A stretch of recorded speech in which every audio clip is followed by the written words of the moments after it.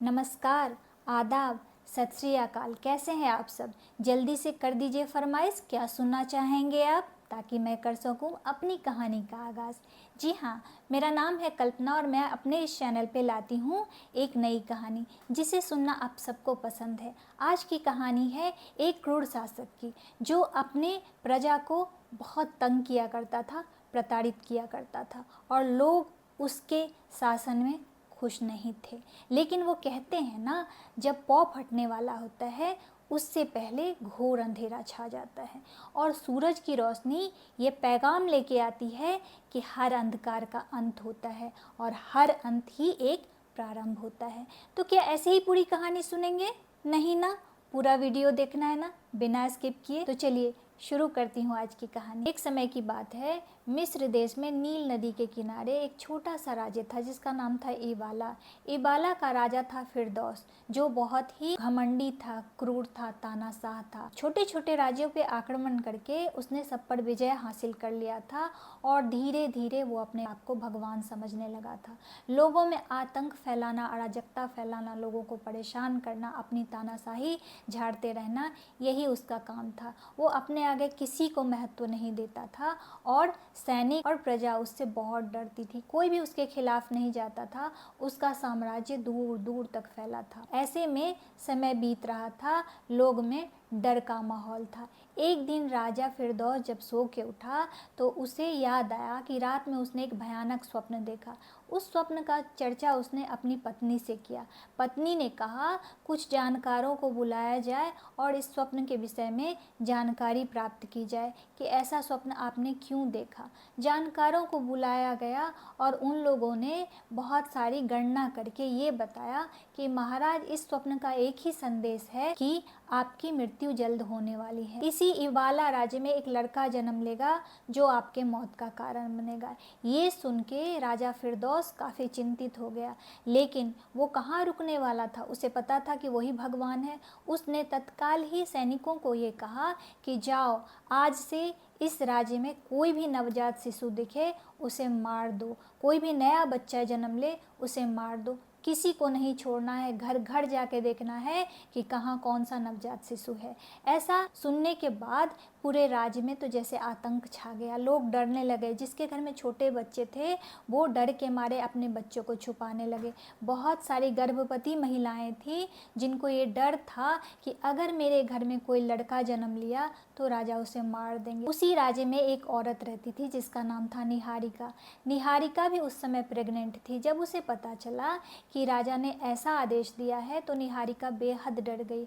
उसने अपने धाई माँ को कहा कि मेरे सारे गहने, सारे चीज़ ले लो, लेकिन मेरी एक मदद कर दो। धाई माँ ने कहा कि क्या? तो निहारिका ने कहा, जब मेरे घर में बच्चा जन्म लेगा, मुझे नहीं पता कि वो लड़का होगा या लड़की, अगर मेरे घर में लड़का जन्म लेगा तो आप बाहर जाके यही बोलना कि मेरे घर में लड़की ने जन्म लिया है, किसी को मत बताना कि मैंने एक लड़के को जन्म लिया है। दाई माँ ने निहारिका से वादा किया कि वो ऐसा ही करेगी। समय के साथ निहारिका ने एक सुंदर बच्चे को जन्म दिया। दाई माँ ने देखा कि वो एक लड़का है तो उसने निहारिका को बताया कि तुमने एक लड़के को जन्म दिया है। निहारिका ने दाई माँ को कहा कि आप अपना काम कर दीजिए। दाई माँ बाहर गई और सबको यही कहा कि निहारिका ने एक लड़की को जन्म दिया है और ऐसा कह के वो घर के अंदर वापस आ गई। तब निहारिका ने बच्चे को एक संदूक में बंद कर दिया और संदूक के ऊपर छेद कर दिया। दाई माँ को कहा, इसे नील नदी में बहा दो। दाई माँ ने कहा, कैसी क्रूर माँ हो, एक नवजात शिशु को संदूक में बंद करते हुए तुम्हारा कलेजा नहीं फटा? निहारिका ने कहा, ये सब मैं इसकी सुरक्षा के लिए ही कर रही हूँ, आप बस वो कीजिए जो मैंने कहा है। दाई माँ ने संदूक उठाया और उसे नील नदी में बहा दिया। इधर राजा फिरदौस अपनी रानी के पास बगीचे में बैठे हुए कुछ वार्तालाप कर रहे थे। नील नदी की धारा उनके बागीचे से होके गुजरती थी। राजा ने जब देखा कि एक संदूक पानी में बहता हुआ जा रहा है तो राजा को आशंका हुई कि ये कोई शत्रु की चाल हो सकती है। राजा ने सैनिकों को कहा कि जाओ वो संदूक उठा के ले आओ। सैनिक गए और संदूक लेके आ गए। संदूक को राजा और रानी के सामने खोला गया। रानी ने देखा संदूक के अंदर एक बेहद सुंदर खूबसूरत सा गोल मटोल सा बच्चा अंगूठा चूसता हुआ खेल रहा है। रानी का दिल औरत का था, पसीज गया। रानी ने देखा तो कहा कि महाराज कितना सुंदर बालक है, इसे मैं अपना बना लूं? राजा ने कहा बिल्कुल नहीं, कोई भी नवजात शिशु मेरे लिए खतरनाक हो सकता है। रानी ने कहा वो सिर्फ इवाला का कोई बच्चा ना, ये बाहर से भी तो आ सकता है, आप ऐसा क्यों सोच रहे हैं कि ये बच्चा इबाला का होगा? इबाला से बाहर का भी होगा। राजा ने कहा अगर इबाला का हुआ तो? रानी ने कहा तो क्या हुआ, मैं इसे अपने बेटे की तरह पालूंगी, तो कोई बेटा थोड़ी ना अपने बाप की जान लेगा। रानी के कहने पे राजा भी इस बात के लिए मान गया और रानी को बच्चे की परवरिश करने की इजाज़त दे दी। रानी ने बच्चे को गोद में उठाया, सीने से लगा के उसे घर ले आई।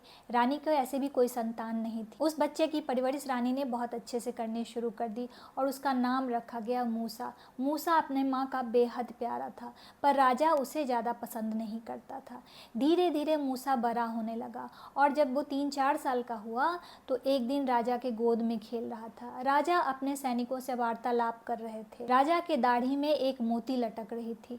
देख के मूसा ने उस मोती को नोचना चाहा तो राजा का दाढ़ी छिल गया। राजा को बेहद गुस्सा आया। राजा ने कहा ये बहुत ही बदतमीज बच्चा है, इसे यहीं मार दो।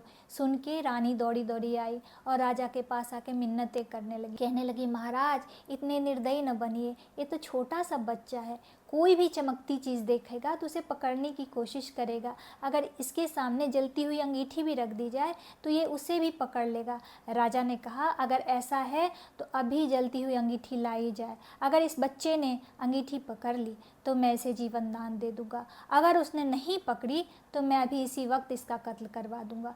सुन के रानी का कलेजा फटने लगा, पर राजा के तानाशाही के आगे किसी की न चलती थी। तत्काल ही वहाँ पे अंगीठी का ढेर लगाया गया और बच्चे को छोड़ दिया गया। बच्चा खेलता हुआ गया और अंगीठी हाथ में उठा लिया, जिसकी वजह से बच्चे का हाथ जल गया। झुलसा हुआ हाथ देख के रानी ने बच्चे को गोद में उठा लिया और रोने लगी और हल्दी चंदन का लेप लगाने लगी। इधर राजा के कलेजे को ठंडक पहुंची और समय बीतने लगा। देखते ही देखते मूसा 22-23 साल का हो गया और एक दिन अपने दोस्तों के साथ वो कहीं घूमने जा रहा था। मूसा ने देखा रास्ते में राजा का एक सिपाही किसी आदमी को कोड़े से मार रहा है। मूसा ने पूछा आप इसे कोड़े से क्यों मार रहे हैं? सिपाही ने कहा हुजूर ये काम करके उस काम के बदले पैसे चाहता है।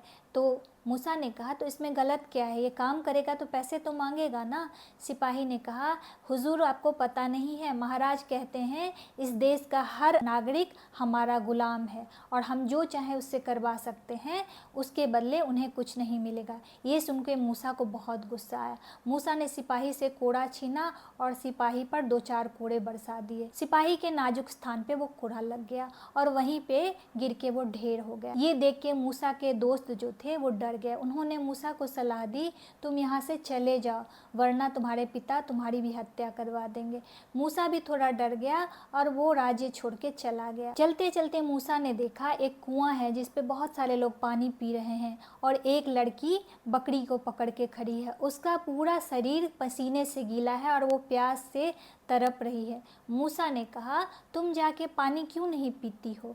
लड़की ने कहा कि मैं एक अछूत जात की हूँ, अगर मैं वहाँ जाके पानी पीऊँगी तो ये सब लोग मुझे मारेंगे, इसीलिए मैं वहाँ नहीं जा रही हूँ, ये लोग हट जाएंगे फिर मैं पानी पीने जाऊँगी। ये सुन के मूसा को बहुत गुस्सा आया। मूसा ने लड़की का हाथ पकड़ा और कुएं पे ले गया और बोला तुम मेरे सामने पियो, देखता हूँ कौन तुम्हारा क्या बिगाड़ता है। लड़की ने चुपचाप पानी पिया, बकरी को भी पिलाया और अपने घर चली गई। ये देख के मूसा बहुत खुश हुआ और वो अपना जीवन अलग ही बिताने लगा। एक दिन बहुत ठंड पड़ रही थी। मूसा ने सोचा थोड़ी लकड़ियों का ढेर लाया जाए, जलावन जलाया जाए और थोड़ा आग सेका जाए। ये सोच के मूसा जंगल की तरफ निकल पड़ा। जंगल में जाने के बाद जब मूसा लकड़ी काट रहा था तो उसने देखा सामने एक पहाड़ी पे कुछ चमक रहा है। उस चमक को देखने के लिए मूसा पहाड़ी पे चढ़ने लगा। वो चढ़ता रहा और वो चमक दूर होती जा रही थी, वो चढ़ता रहा और चमक दूर होती जा रही थी। चलते चलते वो उस चमक के पास पहुंच गया। मूसा ने देखा वहाँ एक अलग ही वातावरण है, एक अलग ही आनंद है। मूसा ये सब देख के आश्चर्यचकित हो रहा था। तभी वहाँ एक अद्भुत सी आवाज़ आई और आवाज़ ये आई कि आओ मूसा खुदा के दरबार में तुम्हारा स्वागत है। तुम्हें धरती पे नेक कार्य करने के लिए भेजा गया है। तुम्हें धरती पे इसलिए भेजा गया है कि तुम ज़रूरतमंद की मदद कर सको, अंधकार का अंत कर सको, घमंडी को सबक सिखा सको। जाओ, तुम्हें खुदा की तरफ से 2 इनाम दिया जाता है। मूसा आश्चर्यचकित ये सब सुन रहा था। तभी उसके सामने एक लकड़ी की छड़ी आके खड़ी हो गई। आवाज़ आई, इस छड़ी को उठा लो। इस छड़ी को तुम जब तक हाथ में रखोगे ये छड़ी ही रहेगी। जैसे ही तुम इसे ज़मीन पे रख दोगे ये एक अजगर बन जाएगी और हर बुरी चीज़ों को खा लेगी। और तुम अपने सीधे हाथ को जब सामने करके मुट्ठी बांध के ऐसे करके आंख बंद करोगे तो तुम्हारे अंदर एक अद्भुत शक्ति आ जाएगी और तुम किसी भी मुसीबत का सामना कर लोगे। जाओ मूसा, तुम अपना नेक कार्य करना शुरू कर दो। ये सुन के मूसा बहुत आश्चर्यचकित हो गया और वो पहाड़ से नीचे उतर गया। अब मूसा हर ज़रूरतमंद की मदद करने लगा। सबके लिए वो खड़ा होता था, हर बुराई के खिलाफ लड़ने लगा। लोगों में ये बात फैल गई कि मूसा तो खुदा का फरिश्ता है। फिरदौस को जब इस बात का पता चला कि मूसा इसी राज्य में रह रहा है और लोगों की मदद कर रहा है तो फिरदौस को बहुत गुस्सा आया। फिरदौस ने ये भी सुना कि मूसा के पास कुछ ईश्वरीय शक्ति है। फिरदौस समझ गया, हो न हो ये वही लड़का है जिसका जन्म मेरा अंत करने के लिए हुआ है। फिरदौस ने तत्काल ही मूसा को बुलवा भेजा। मूसा फिरदौस के दरबार में पेश हुआ और राजा से पूछने लगा कि क्या बात है। तो फिरदौस ने कहा, सुना है तुम्हारे पास बहुत सारी जादुई शक्तियां हैं। मूसा ने कहा, मैं ऐसा नहीं मानता, मैं मानता हूँ कि ईश्वर की मुझ पर बड़ी कृपा है। ये सुन के फिरदौस ने कहा, क्या तुम नहीं मानते हो कि मैं ही खुदा हूँ, मैं ही ईश्वर हूँ? मूसा ने कहा, नहीं, मैं ऐसा बिल्कुल नहीं मानता हूँ। मैं मानता हूँ कि खुदा तो एक ही है जिसने हम सबको बनाया है, इस धरती को बनाई है और जिसकी रक्षा भी कर रहा है। फिरदौस ने कहा, अभी मैं कुछ जादूगरों को बुलाता हूँ, अगर उन सबके जादू का तुम सामना कर लोगे तब मैं मान लूँगा। मूसा ने कहा, जी ज़रूर बुलवाइए। तत्काल ही कुछ जादूगरों को बुलाया गया। जादूगर लोग आए, किसी ने रस्सी का सांप बनाया तो किसी ने फूल का बिच्छू बनाया, किसी ने जहरीले नाग बनाए तो किसी ने बड़ा सा मगरमच्छ बनाया। लेकिन ये क्या, मूसा ने जैसे ही छड़ी को ज़मीन पर रखी वो एक बड़ा विशालकाय अजगर बन गया और सबको एक क्षण में निगल गया। फिरदौस को समझ में आ गया कि ये खुदा का फरिश्ता है। फिरदौस ने कहा, अभी इसी वक्त इस लड़के को मार दो। सैनिक जैसे ही मूसा की तरफ दौड़े, मूसा अपने घोड़े पे सवार होकर सरपट दौड़ने लगा और दौड़ते दौड़ते वो नील नदी के किनारे पहुंच गया। इधर राजा फिरदौस भी अपने घोड़े पे सवार होकर सैनिकों को साथ लेके मूसा का पीछा करने लगे। मूसा नदी के किनारे गया और उसने अपनी मुट्ठी बंद की और हाथ को ऊपर करके आंख बंद किया। जैसे ही उसने ऐसा किया, नील नदी के बीचों बीच एक रास्ता बन गया और पानी अपने आप दोनों साइड हो गया। मूसा ने उस पर अपना घोड़ा दौड़ाने लगा। ये देख के तत्काल तो फिरदौस के मन में आया कि ये सच में ईश्वर का भेजा हुआ फरिश्ता है, लेकिन तत्काल ही उसका घमंड फन मारने लगा और उसने सोचा, ईश्वर तो मैं हूँ, ये कैसे हो सकता है। ऐसा कह के फिरदौस भी उसके पीछे उसी रास्ते पे चलने लगा। मूसा ने जैसे ही नदी पार की, नदी का पानी फिर से एक हो गया और फिरदौस के साथ साथ उसके बाकी सैनिक भी पानी में डूब के मर गए। इस तरह से एक आतंक का अंत हो गया। तो देखा आपने, बुराई चाहे जितना भी भयानक हो, जितना भी खतरनाक हो, लेकिन एक न एक दिन जीत सच्चाई की होती है। अब आप सब कहेंगे कि सच्चाई की जीत हमेशा अंत में क्यों होती है। अब इस बात का जवाब तो नहीं है मेरे पास, पर मेरे पास है बहुत सारी कहानियाँ जिसे मैं लेके आती रहूँगी अपने इस चैनल पे और आप सबका मनोरंजन करती रहूँगी। आशा करती हूँ मेरी आज की कहानी आप लोगों को बहुत अच्छी लगी, और अगर लगी है तो प्लीज़ मेरे चैनल को सब्सक्राइब कर लीजिए और मुझसे मिलिए मेरे नए वीडियो में। तब तक के लिए मैं आप सबसे विदा लेती हूँ। जय हिंद।